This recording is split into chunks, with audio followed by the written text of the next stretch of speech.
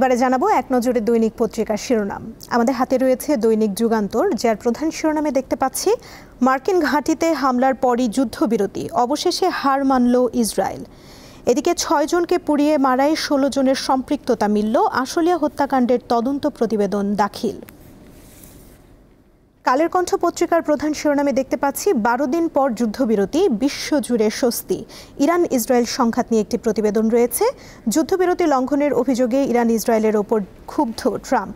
ইরানের সরকার পরিবর্তন চায় না যুক্তরাষ্ট্র, শর্ত সাপেক্ষে যুদ্ধবিরতি মেনে চলার অঙ্গীকার ইরানের। এদিকে যুদ্ধে জিতল কে, এই নিয়ে একটি নিউ ইয়র্ক টাইমসের বিশ্লেষণ দেখতে পাচ্ছি। আরও রয়েছে শেখ হাসিনাকে উৎখাতের সেই ঐক্য বাংলাদেশে কই, বললেন মাহাথির মোহাম্মদ। এদিকে তেহরানে ফিরল আনন্দ কোলাহল, তেহরান থেকে গাজী আব্দুর রশিদ।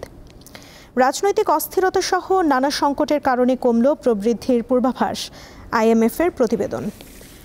সমকাল পত্রিকার প্রধান শিরোনামে রয়েছে যুদ্ধবিরতির ঘোষণা ট্রাম্পের লঙ্ঘনের অভিযোগ দুই পক্ষের।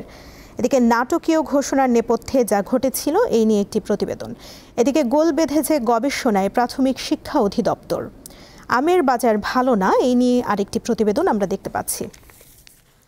প্রথম আলো পত্রিকার প্রধান শিরোনামে রয়েছে যুদ্ধবিরতিতে ইরান ইসরায়েল সংঘাত নিয়ে প্রতিবেদন। ১২ দিনের সংঘাত শেষে ট্রাম্পের যুদ্ধবিরতির ঘোষণা, তারপরও দুই পক্ষের পাল্টাপাল্টি হামলার অভিযোগ। এদিকে ট্রাম্পের যুদ্ধবিরতি ঘোষণা কেন, এই নিয়ে রয়েছে আরেকটি বিশ্লেষণ।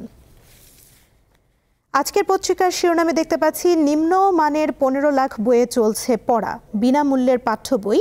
নিম্নমানের পাঠ্য বই ছাপানোর জন্য অভিযুক্ত ২৯ মুদ্রণ প্রতিষ্ঠান। বইয়ের মান যাচাইয়ের প্রতিবেদন দেয়া হয়েছে NCTV-তে। মুদ্রণকারী প্রতিষ্ঠান ও কর্মকর্তাদের উল্টো অভিযোগ যাচাই নিয়ে। এদিকে রাষ্ট্রের মূলনীতিতে ধর্মীয় স্বাধীনতা ও সম্প্রীতি যুক্ত করার প্রস্তাব। যুদ্ধ বাঁধিয়ে লাগাম টানার চেষ্টায় ট্রাম্প, ইরান ইসরায়েল সংঘাত নিয়ে প্রতিবেদন। এবারে দেখে নিলাম আজকের দৈনিক পত্রিকার শিরোনামগুলো।